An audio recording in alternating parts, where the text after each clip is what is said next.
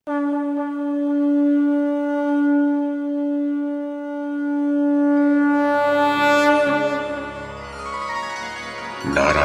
नमस्कृत्य नरं चैव नरोत्तमं देवीं सरस्वतीं व्यासं ततो जयमुदीरयेत्। ओम नमो भगवते वासुदेवाय, ओम नमः पितामहाय, ओम नमः प्रजापतिभ्यः, ओम नमः कृष्णद्वैपायनाय, ओम नमः सर्वविघ्नविनायकेभ्यः।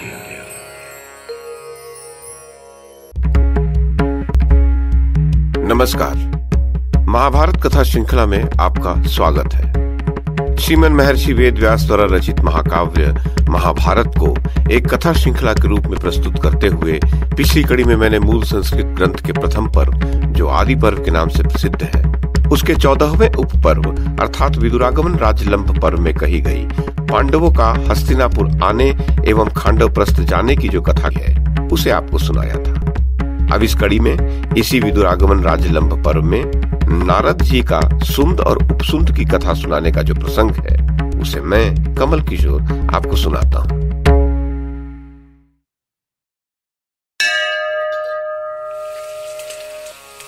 जनमेजय ने पूछा, तपोधन, इस प्रकार इंद्रप्रस्थ का राज्य प्राप्त कर लेने के पश्चात महात्मा पांडवों ने कौन सा कार्य किया?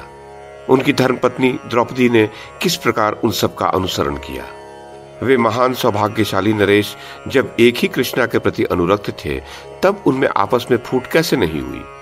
तपोधन, द्रौपदी से संबंध रखने वाले उन पांडवों का आपस में कैसा व्यवहार था, ये सब मैं विस्तार के साथ सुनना चाहता हूं। वैशंपायन जी ने कहा, राजन, धृतराष्ट्र की आज्ञा से राज्य पाकर पांडव द्रौपदी के साथ खांडवप्रस्थ में विहार करने लगे और युधिष्ठिर उस राज्य को पाकर अपने भाइयों के साथ धर्मपूर्वक पृथ्वी का पालन करने लगे। वे सभी शत्रुओं पर विजय पा चुके थे, सभी महाबुद्धिमान थे, सबने सत्य धर्म का आश्रय ले रखा था।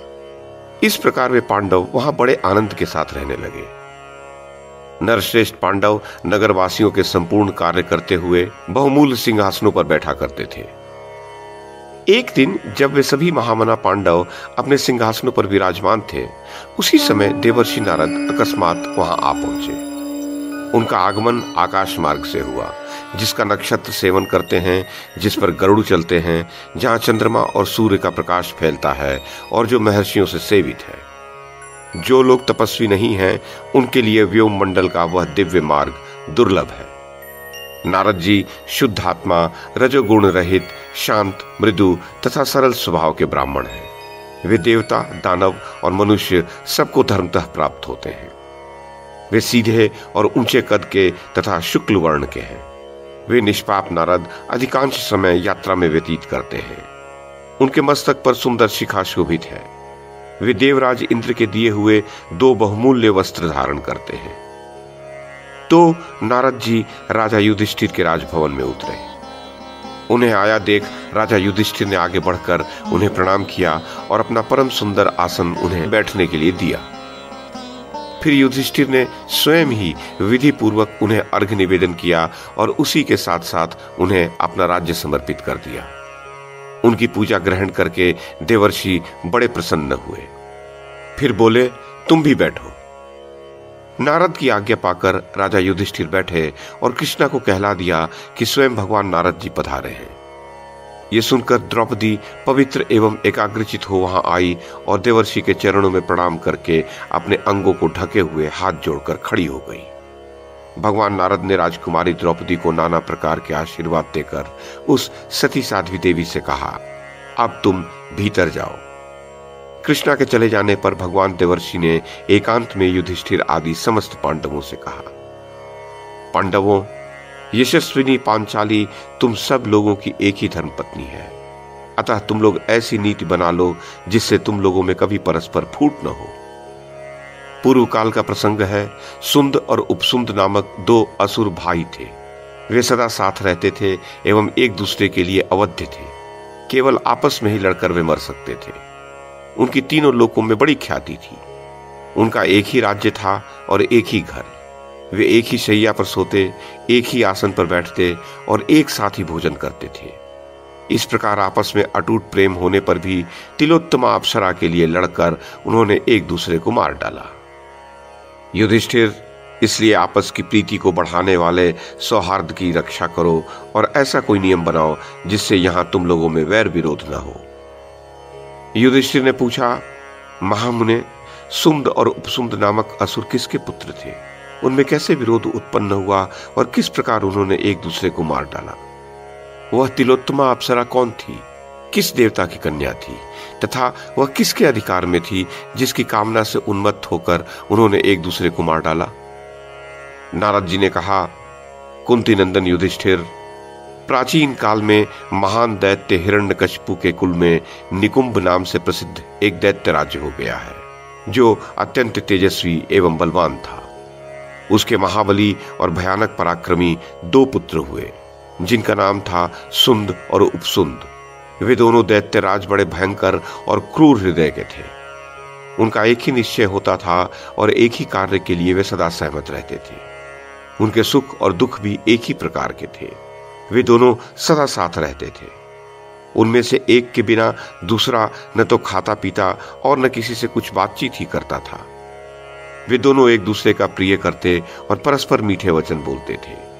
उनके शील और आचरण एक से थे, मानो एक ही जीवात्मा 2 शरीरों में विभक्त कर दिया गया हो। वे महापराक्रमी दैत्य साथ साथ बढ़ने लगे। वे प्रत्येक कार्य में एक ही निश्चय पर पहुंचते थे। किसी समय वे तीनों लोकों पर विजय पाने की इच्छा से एकमत होकर गुरु से दीक्षा ले विंध्य पर्वत पर आए और वहां कठोर तपस्या करने लगे। भूख और प्यास का कष्ट सहते हुए सिर पर जटा तथा शरीर पर वल्कल धारण किए वे दोनों भाई दीर्घ काल तक भारी तपस्या में लगे रहे। उनके संपूर्ण अंगों में मैल जम गई थी। वे वायु पीकर रहते थे और अपने ही शरीर के मांसखंड काट काट कर अग्नि में आहुति देते थे। तदनंतर बहुत समय तक पैरों के अंगूठे के अग्रभाग के बल पर वे खड़े हो दोनों भुजाएं ऊपर उठाए एकटक दृष्टि से देखते हुए वे दोनों व्रत धारण करके तपस्या में संलग्न रहे। उन दैत्यों की तपस्या के प्रभाव से दीर्घ काल तक संतप्त होने के कारण विंध्य पर्वत धुआं छोड़ने लगा। ये एक अद्भुत सी बात हुई। उनकी उग्र तपस्या देखकर देवताओं को बड़ा भय हुआ। वे देवता गण उनके तप को भंग करने के लिए अनेक प्रकार के विघ्न डालने लगे। उन्होंने बार बार रत्नों के ढेर तथा सुंदर स्त्रियों को भेज भेज कर उन दोनों को प्रलोभन में डालने की चेष्टा की, किंतु उन महान व्रतधारी दैत्यों ने अपने तप को भंग नहीं किया। तत्पश्चात देवताओं ने महान आत्मबल से संपन्न उन दोनों दैत्यों के सामने पुनः माया का प्रयोग किया। उनकी माया निर्मित बहनें, माताएं, पत्नियां तथा अन्य आत्मीय जन वहां भागते हुए आते और उन्हें कोई शूलधारी राक्षस बार बार खदेड़ता तथा पृथ्वी पर पटक देता था। उनके आभूषण गिर जाते, वस्त्र खिसक जाते और बालों की लटें खुल जाती थी। वे सभी आत्मीय जन सुंद उपसुंद को पुकार कर चीखते हुए कहते, पुत्र मुझे बचाओ, भैया मेरी रक्षा करो। ये सब सुनकर भी वे दोनों महान व्रतधारी तपस्वी अपनी तपस्या से नहीं डिगे, अपने व्रत को नहीं तोड़े। जब उन दोनों में से एक भी न तो इन घटनाओं से क्षुब्ध हुआ न किसी के मन में कष्ट का ही अनुभव हुआ, तब वे मायामयी स्त्रियां और वो राक्षस सब के सब अदृश्य हो गए। तब पितामह ब्रह्मा ने उन दोनों महादैत्यों के निकट आकर उन्हें इच्छानुसार वर मांगने को कहा। तदनंतर सुदृढ़ पराक्रमी दोनों भाई सुंद और उपसुंद भगवान ब्रह्मा को उपस्थित देख हाथ जोड़कर खड़े हो गए और एक साथ भगवान ब्रह्मा से बोले, भगवान, यदि आप हमारी तपस्या से प्रसन्न हैं तो हम दोनों संपूर्ण मायाओं के ज्ञाता, अस्त्र शस्त्रों के विद्वान, बलवान, इच्छानुसार रूप धारण करने वाले और अमर हो जाएं। ब्रह्मा जी ने कहा, अमरत्व के सिवा तुम्हारी मांगी हुई सब वस्तुएं तुम्हें प्राप्त होंगी। तुम मृत्यु का कोई दूसरा ऐसा विधान मांग लो जो तुम्हें देवताओं के समान बनाए रखे। हम तीनों लोगों के ईश्वर होंगे, ऐसा संकल्प करके जो तुम लोगों ने ये बड़ी भारी तपस्या प्रारंभ की थी, इसीलिए तुम लोगों को अमर नहीं बनाया जाता, क्योंकि अमरत्व तुम्हारी तपस्या का उद्देश्य नहीं था। दैत्यपतियों, तुम दोनों ने त्रिलोकी पर विजय पाने के लिए ही इस तपस्या का आश्रय लिया था, इसीलिए तुम्हारी अमरत्व विषयक कामना की पूर्ति मैं नहीं कर रहा हूं। तब सुंद और उपसुंद बोले, पितामह, तब यह वर दीजिए कि हम दोनों में से एक दूसरे को छोड़कर तीनों लोकों में जो कोई भी चर या अचर भूत है उनसे हमें मृत्यु का भय न हो। ब्रह्मा जी ने कहा, तुमने जैसी प्रार्थना की है तुम्हारी वह मुंह मांगी वस्तु तुम्हें अवश्य दूंगा। तुम्हारी मृत्यु का विधान ठीक इसी प्रकार होगा। नारद जी कहते हैं, युधिष्ठिर, उन दैत्यों को ये वरदान देकर और उन्हें तपस्या से निवृत्त करके ब्रह्मा जी ब्रह्मलोक को चले गए। फिर भी दोनों भाई दैत्यराज सुंद और उपसुंद यह अभिष्ट वर पाकर संपूर्ण लोकों के लिए अवध्य हो पुनः अपने घर को लौट गए। वरदान पाकर पूर्ण काम होकर लौटे हुए उन दोनों मनस्वी वीरों को देखकर उनके सभी सगे संबंधी बड़े प्रसन्न हुए।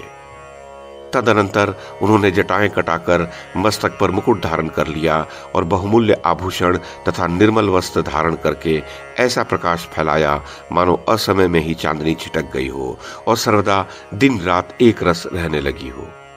उनके सभी सगे संबंधी सदा आमोद प्रमोद में डूबे रहते। प्रत्येक घर में सर्वदा खाओ, भोग करो, लुटाओ, आनंद करो, गाओ और पियो का शब्द गूंजता रहता था। जहां तहां ऊंची करतल ध्वनि से दैत्यों का वह सारा नगर हर्ष और आनंद में मग्न जान पड़ता था। इच्छानुसार रूप धारण करने वाले वे दैत्य वर्षों तक भांति भांति की क्रीड़ाएं व आमोद प्रमोद करने में लगे रहे, किंतु वो सारा समय उन्हें एक दिन के समान लगा। युधिष्ठिर, उत्सव समाप्त हो जाने पर तीनों लोगों को अपने अधिकार में करने की इच्छा से आपस में विचार करके उन दोनों दैत्यों ने सेना को कूच करने की आज्ञा दी। सुहृदों तथा दैत्य जातीय वृद्ध मंत्रियों की अनुमति लेकर उन्होंने रात के समय मघा नक्षत्र में प्रस्थान करके यात्रा प्रारंभ की। उनके साथ गदा, पट्टिश, शूल, मुगदर और कवच से सुसज्जित दैत्यों की विशाल सेना जा रही थी। वे दोनों सेना के साथ प्रस्थान कर रहे थे। चारण लोग विजय सूचक मंगल और स्तुति पाठ करते हुए उन दोनों के गुण गाते जाते थे। इस प्रकार उन दोनों दैत्यों ने बड़े आनंद से यात्रा की। युद्ध के लिए उन्मत्त रहने वाले वे दोनों दैत्य इच्छानुसार सर्वत्र जाने की शक्ति रखते थे, अतः आकाश में उछलकर पहले देवताओं के ही घरों पर जा चढ़े। उनका आगमन सुनकर और ब्रह्मा जी से मिले हुए उनके वरदान का विचार करके देवता लोग स्वर्ग छोड़कर ब्रह्मलोक में चले गए। इस प्रकार इंद्रलोक पर विजय पाकर वे तीव्र पराक्रमी दैत्य यक्षों, राक्षसों तथा अन्यान्य आकाशचारी भूतों को मारने और पीड़ा देने लगे। उन दोनों महारथियों ने भूमि के अंदर पाताल में रहने वाले नागों को जीतकर समुद्र के तट पर निवास करने वाली संपूर्ण म्लेच्छ जातियों को परास्त किया। तदनंतर भयंकर शासन करने वाले वे दोनों दैत्य सारी पृथ्वी को जीतने के लिए उद्यत हो गए और अपने सैनिकों को बुलाकर अत्यंत तीखे वचन बोले। इस पृथ्वी पर बहुत से राजर्षि और ब्राह्मण रहते हैं जो बड़े बड़े यज्ञ करके हव्य कव्यों द्वारा देवताओं के तेज, बल और लक्ष्मी की वृद्धि किया करते हैं। इस प्रकार यज्ञादि कर्मों में लगे हुए वे सभी लोग असुरों के द्रोही हैं। अतः हम सबको संगठित होकर उन सब का सब प्रकार से वध कर डालना चाहिए। समुद्र के पूर्व तट पर अपने समस्त सैनिकों को ऐसा आदेश देकर मन में क्रूर संकल्प लिए वे दोनों भाई सब ओर आक्रमण करने लगे। जो लोग यज्ञ करते तथा जो ब्राह्मण आचार्य बनकर यज्ञ कराते थे उन सब का बलपूर्वक वध करके वे महाबली दैत्य आगे बढ़ जाते थे। उनके सैनिक शुद्धात्मा मुनियों के आश्रम पर जाकर उनके अग्निहोत्र की सामग्री उठा बिना किसी भय के जल में फेंक देते। तपस्याओं के धनी कुछ महात्माओं ने क्रोध में भरकर उन्हें जो शाप दिए उनके शाप भी उन दैत्यों को मिले हुए वरदान से प्रतिहत होकर उनका कुछ बिगाड़ नहीं सके। पत्थर पर चलाए हुए बाणों की भांति जब शाप उन्हें पीड़ित न कर सके तब ब्राह्मण लोग अपने सारे नियम छोड़कर वहां से भाग चले। जैसे सर्प गरुड़ के भय से भाग जाते हैं उसी प्रकार भूमंडल के जितेंद्रिय, शांति परायण एवं तपसिद्ध महात्मा भी उन दोनों दैत्यों के भय से भाग जाते थे। सारे आश्रम मत कर उजाड़ डाले गए। उस समय सारा जगत काल के द्वारा विनष्ट हुए की भांति सूना हो गया। राजन, तदनंतर जब कंदराओं में छिपे हुए ऋषि दिखाई न दिए तब उन दोनों ने एक मत से उनका वध करने हेतु अपने स्वरूप को अनेक जीव जंतुओं के रूप में बदल लिया। कठिन से कठिन स्थान में छिपे हुए मुनि को भी वे मद बहाने वाले मतवाले हाथी का रूप धारण करके यमलोक पहुंचा देते। वे कभी सिंह होते, कभी व्याघ्र बन जाते और कभी अदृश्य हो जाते थे। इस प्रकार वे क्रूर दैत्य विभिन्न उपायों द्वारा ऋषियों को ढूंढ ढूंढ कर मारने लगे।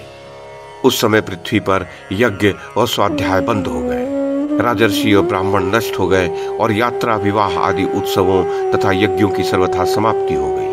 सर्वत्र हाहाकार छा गया, भय का आर्तनाद सुनाई पड़ने लगा। विपणन इत्यादि समाप्त हो गया, देवकार बंद हो गए, पुण्य और विवाह आदि कर्म छूट गए। कृषि और गोरक्षा का नाम नहीं रह गया, नगर और आश्रम उजड़कर खंडहर हो गए, चारों ओर हड्डियों और कंकालों का ढेर लग गया। इस प्रकार पृथ्वी की ओर देखना भी भयानक प्रतीत होने लगा। श्राद्ध कर्म लुप्त हो गया, वषटकार और मंगल का कहीं नाम नहीं रह गया। सारा जगत भयानक प्रतीत होता था।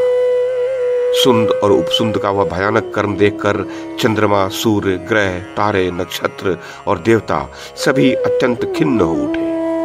इस प्रकार वे दोनों दैत्य अपने क्रूर कर्म द्वारा संपूर्ण दिशाओं को जीतकर शत्रुओं से रहित हो कुरुक्षेत्र में निवास करने लगे। युधिष्ठिर तदनंतर संपूर्ण देवर्षि और सिद्ध महर्षि व महान हत्याकांड देखकर बहुत दुखी हुए। उन्होंने अपने मन, इंद्रिय समुदाय तथा क्रोध को जीत लिया था। तब भी संपूर्ण जगत पर दया करके वे ब्रह्मा जी के धाम में गए और ब्रह्मा जी से सुंद उपसुंद के सारे क्रूर कर्मों का वृत्तांत पूर्ण रूप से कह सुनाया। ब्रह्मा जी ने उन सब की बातें सुनकर 2 घड़ी तक कुछ विचार किया। फिर उन दोनों के वध के लिए विश्वकर्मा को बुलाया। फिर विश्वकर्मा के आने पर उन्हें आज्ञा दी कि तुम एक तरुणी स्त्री के शरीर की रचना करो जो सबका मन लुभा लेने वाली हो। ब्रह्मा जी की आज्ञा को शिरोधार्य करके विश्वकर्मा ने एक दिव्य युवती का निर्माण किया। तीनों लोकों में जो कुछ भी चर और अचर दर्शनीय पदार्थ था, सर्वज्ञ विश्वकर्मा ने उन सब के सारांश का उस सुंदरी के शरीर में संग्रह किया। उन्होंने उस युवती के अंगों में करोड़ों रत्नों का समावेश किया और इस प्रकार रत्न राशिमयी उस देवरूपिणी रमणी का निर्माण किया। उसके शरीर में कहीं तिल भर भी ऐसी जगह नहीं थी जहां की रूप संपत्ति को देखने के लिए लगी हुई दर्शकों की दृष्टि जम न जाती हो। वह मूर्तिमती काम रूपिणी लक्ष्मी की भांति समस्त प्राणियों के नेत्रों और मन को हर लेती थी। उत्तम रत्नों का तिल तिल भर अंश लेकर उसके अंगों का निर्माण हुआ था, इसीलिए ब्रह्मा जी ने उसका नाम तिलोत्तमा रख दिया। तदनंतर तिलोत्तमा ब्रह्मा जी को नमस्कार करके हाथ जोड़कर बोली, प्रजापते, मुझ पर किस कार्य का भार रखा गया है जिसके लिए आज मेरे शरीर का निर्माण किया गया? ब्रह्मा जी ने कहा, भद्रे तिलोत्तमे, तू सुंद और उपसुंद नामक असुरों के पास जा और अपने अत्यंत कमनीय रूप के द्वारा उनको लुभा। तुझे देखते ही तेरे लिए, तेरी रूप संपत्ति के लिए उन दोनों दैत्यों में परस्पर विरोध हो जाए, ऐसा प्रयत्न कर। नारद जी कहते हैं, युधिष्ठिर, तब तिलोत्तमा ने वैसा ही करने की प्रतिज्ञा करके ब्रह्मा जी के चरणों में प्रणाम किया। फिर वह देवमंडली की परिक्रमा करने लगी। ब्रह्मा जी के दक्षिण भाग में भगवान महेश्वर पूर्वाभिमुख होकर बैठे थे। उत्तर भाग में देवता लोग थे तथा ऋषि मुनि ब्रह्मा जी के चारों ओर बैठे थे। तिलोत्तमा ने जब देवमंडली की प्रदक्षिणा आरंभ की, तब इंद्र और भगवान शंकर दोनों धैर्यपूर्वक अपने स्थान पर ही बैठे रहे। जब वह दक्षिण पार्श्व की ओर गई, तब उसे देखने की इच्छा से भगवान शंकर के दक्षिण भाग में एक और मुख प्रकट हो गया जो कमल सदृश नेत्रों से सुशोभित था। जब वह पीछे की ओर गई, तब उनका पश्चिम मुख प्रकट हुआ और उत्तर पार्श्व की ओर उसके जाने पर भगवान शिव के उत्तरवर्ती मुख का प्राकट्य हुआ। इसी प्रकार इंद्र के भी आगे, पीछे और पार्श्व भाग में सब ओर लाल कोने वाले सहस्त्र विशाल नेत्र प्रकट हो गए। इस प्रकार पूर्व काल में अविनाशी भगवान महादेव जी के 4 मुख प्रकट हुए और बलहंता इंद्र के 1 सहस्त्र नेत्र हुए। दूसरे दूसरे देवताओं और महर्षियों के मुख भी जिस ओर तिलोत्तमा जाती थी उसी ओर घूम जाते थे। उस समय देवाधिदेव ब्रह्मा जी को छोड़कर शेष सभी महानुभावों की दृष्टि तिलोत्तमा के शरीर पर बारंबार पड़ने लगी। जब वह जाने लगी, तब सभी देवताओं और महर्षियों को उसकी रूप संपत्ति देखकर ये विश्वास हो गया कि अब वह कार्य मानो सिद्ध ही है। तिलोत्तमा के चले जाने पर लोक सृष्टा ब्रह्मा जी ने उन संपूर्ण देवताओं और महर्षियों को विदा किया। नारद जी कहते हैं, युधिष्ठिर, वे दोनों दैत्य सुंद और उपसुंद सारी पृथ्वी को जीतकर शत्रुओं से रहित एवं व्यथा रहित हो तीनों लोकों को पूर्णतः अपने वश में करके कृतकृत्य हो गए। देवता, गंधर्व, यक्ष, नाग, मनुष्य तथा राक्षसों के सभी रत्नों को छीनकर उन दोनों दैत्यों को बड़ा हर्ष प्राप्त हुआ।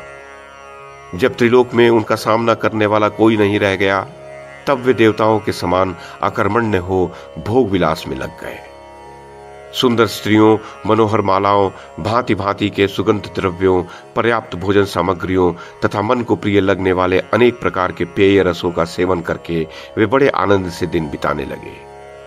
अंतःपुर के उपवन और उद्यान में, पर्वतों पर, वनों में तथा अन्य मनोवांछित प्रदेशों में भी वे देवताओं की भांति विहार करने लगे।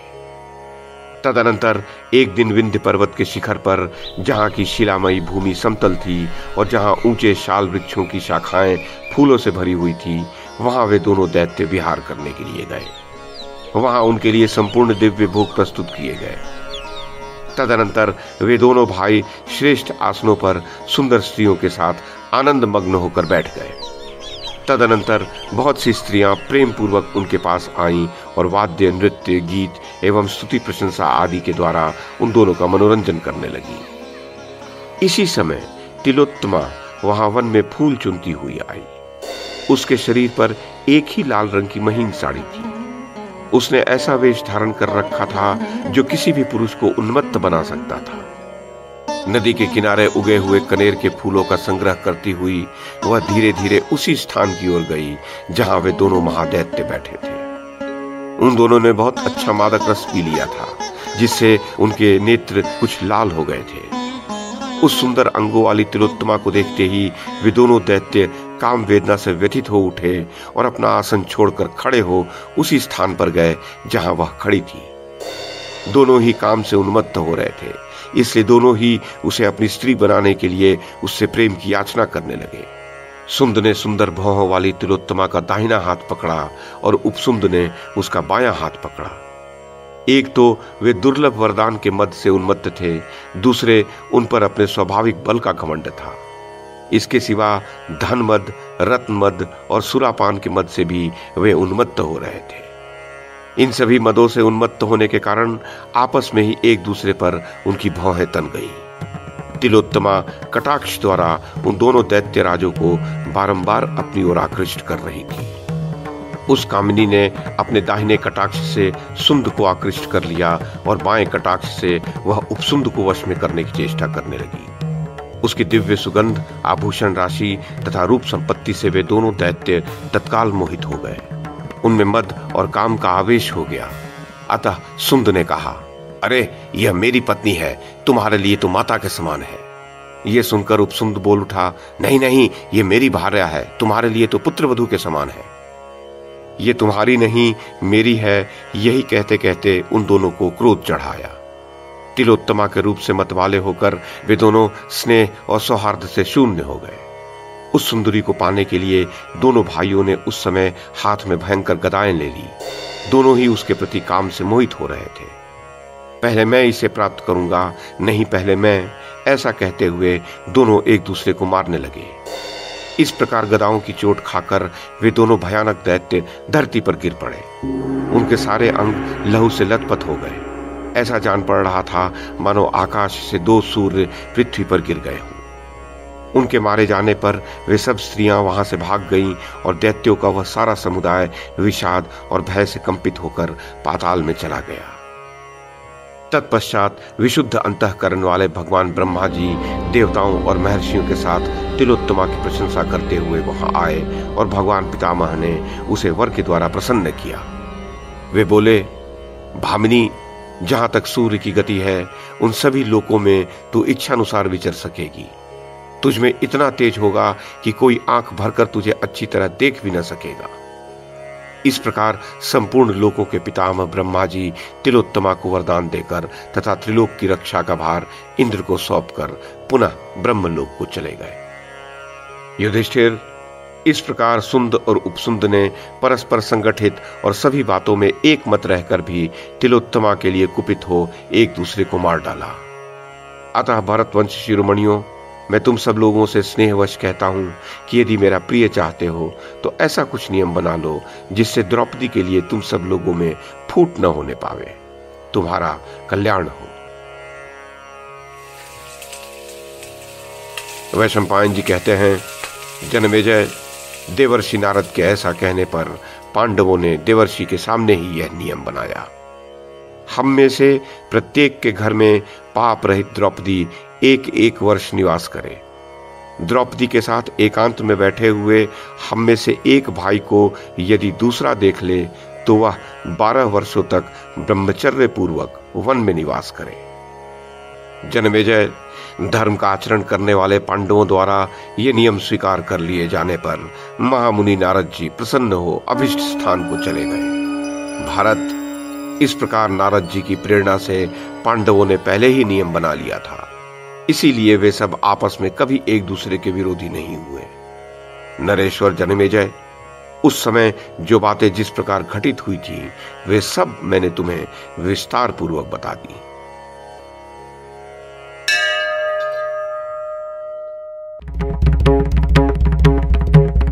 तो ये था आदि पर्व के 14वें उपपर्व अर्थात विदुरागमन राजलंभ पर्व में नारद जी का सुंद और उपसुंद की कथा सुनाने का प्रसंग। इस प्रसंग के साथ ही विदुरागमन राजलंभ पर्व समाप्त होता है और इसके पश्चात आता है आदि पर्व का 15वां उपपर्व जो अर्जुन वनवास पर्व शीर्षक से उल्लेखित है। उसकी कथा अगली कड़ी में सुनाऊंगा। इस कड़ी में बस इतना ही। YouTube के माध्यम से महाभारत की कथा को एक श्रृंखला के रूप में प्रस्तुत करने का हमारा ये प्रयास यदि आपको सराहनीय लगा हो तो कृपया इस कड़ी को लाइक और शेयर करें, चैनल को सब्सक्राइब करें और बेल आइकन को दबाएं। साथ में अन्य लोगों को भी देखने के लिए प्रेरित करें। धन्यवाद और नमस्कार।